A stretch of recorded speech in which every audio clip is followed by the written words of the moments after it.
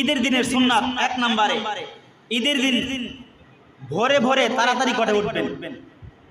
ঈদের দিন ভোর রাতে উঠবেন, খুশি নিয়ে উঠবেন।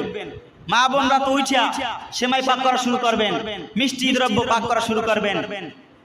এরপরে আপনারা যারা আছেন উঠেই গোসল করবেন, গোসল করে নামাজ পড়বেন। নামাজ পড়ে তাড়াতাড়ি ওঠার চেষ্টা করবেন। 2 নম্বরে ঈদের দিন মিসওয়াক করবেন, সুন্নাত।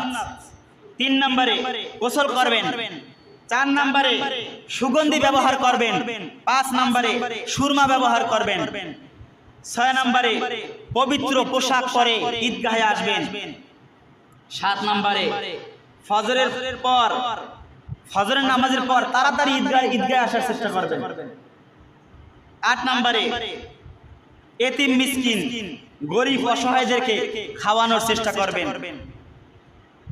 9 নম্বরে ঈদের নামাজে যাওয়ার পূর্বে কিছু মিষ্টি মুখ কইরা আসা সুন্নাত, কিছু মিষ্টি দ্রব্য পান কইরা খাইয়া তারপর আসবেন।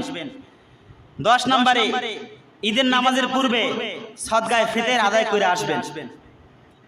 11 নম্বর এক পথ দিয়ে যাবেন আর এক পথ দিয়ে আসবেন। 12 নম্বর আস্তে আস্তে আসবেন এবং পাঠ করবেন আল্লাহু আকবার আল্লাহু আকবার লা ইলাহা ইল্লাল্লাহ আল্লাহু আকবার ওয়ালিল্লাহিল হামদ। এই তাসবিহ পাঠ করবেন এবং আস্তে আস্তে আসবেন। এক পাশ দিয়ে আসবেন আর এক পাশ দিয়ে যাবেন। আল্লাহ। এরপরে 13 নম্বর চুল, গোফ ইত্যাদি যা আছে ছোট করবেন। 14 নম্বর নখ কাটবেন, হাতে আংটি ব্যবহার করবেন ঈদের দিন শুধু।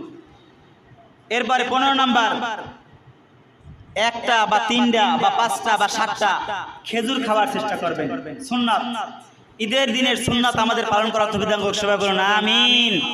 আল্লাহ আমাদেরকে যেন রমজানের নিয়ামত, পবিত্র শুক্রবার দিনের নিয়ামত দান করে, সবাই বলুন আমিন।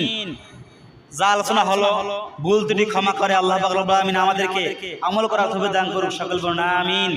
আখির দাওয়ানা আলহামদুলিল্লাহ।